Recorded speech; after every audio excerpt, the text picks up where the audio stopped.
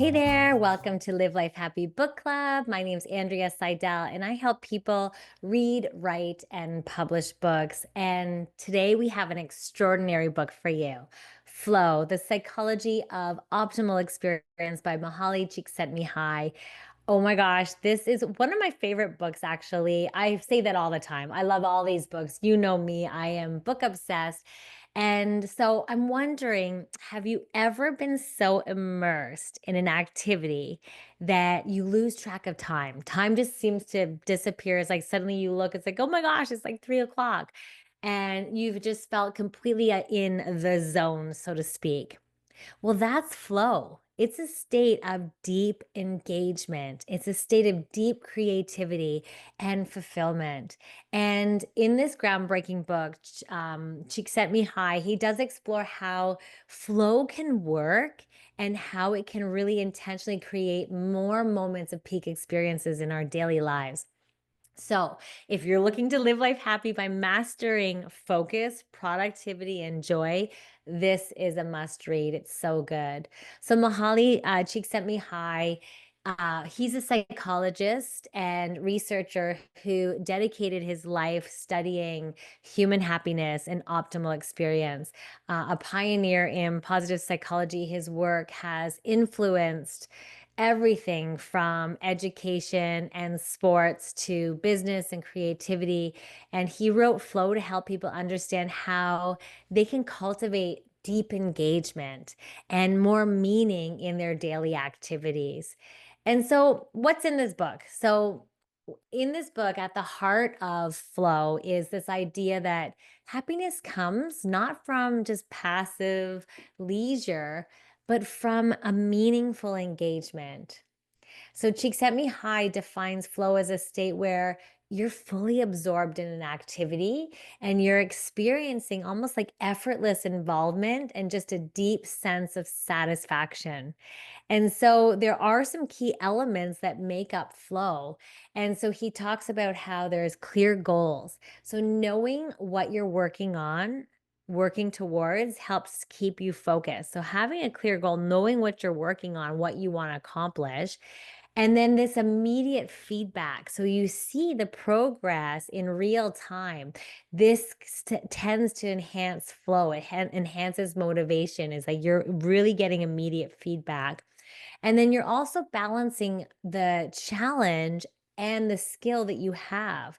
So, in other words, the task should be challenging enough, but not overwhelming, and just enough to stretch your abilities. And that'll help us get into flow state as well. And then no distraction, deep concentration, right? Distractions just fade away as you become really immersed in what you're doing.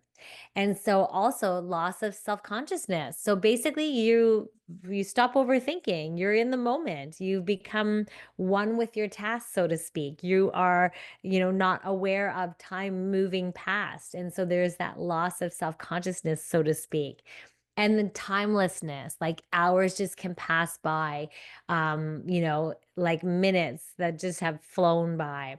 And the other thing is that it involves intrinsic motivation. So the joy comes from just doing the activity itself, not from any other external rewards. The joy comes from doing the activity themselves. So, can you think of a time or something where that you do that puts you into flow state?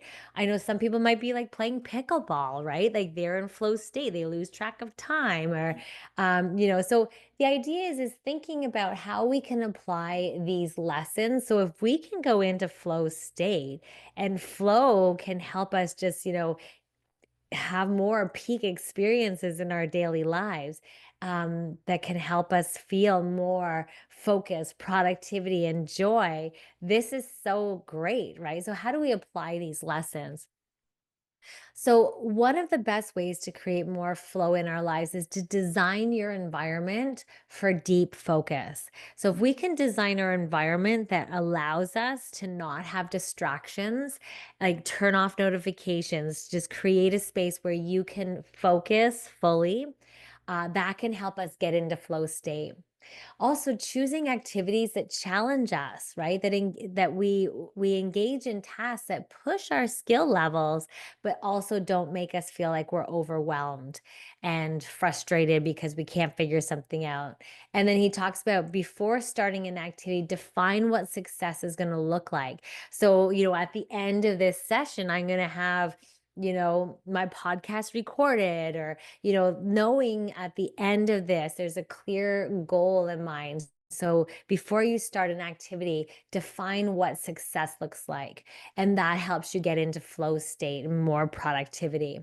And then find joy in small tasks. So even mundane activities can create flow. We can create flow state when we approach it with the right mindset. So we eliminate distractions. We choose activities that can challenge us enough. We set goals of what success is going to look like.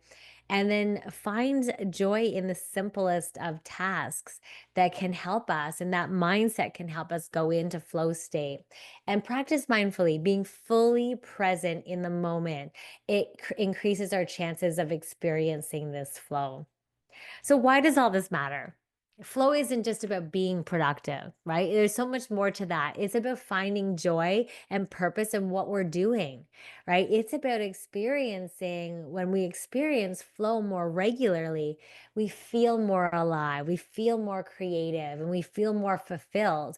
And so, imagine if we could spend more time doing things that made us lose track of time and feel really enjoyable and engaging, right? There's a beauty in flow, and it's accessible to all of us. So whether we're an artist or an athlete or a writer or, a business professional, the key is to actively seek and structure your life so that you can build more of these deeply engaging experiences, these flow states.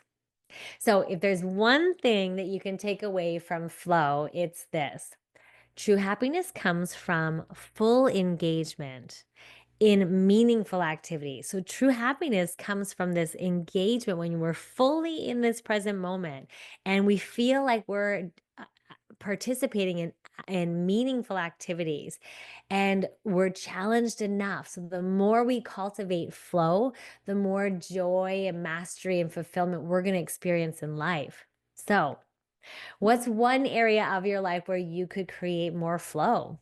Maybe it's a hobby, a project you're working on, or just a skill that you might want to develop.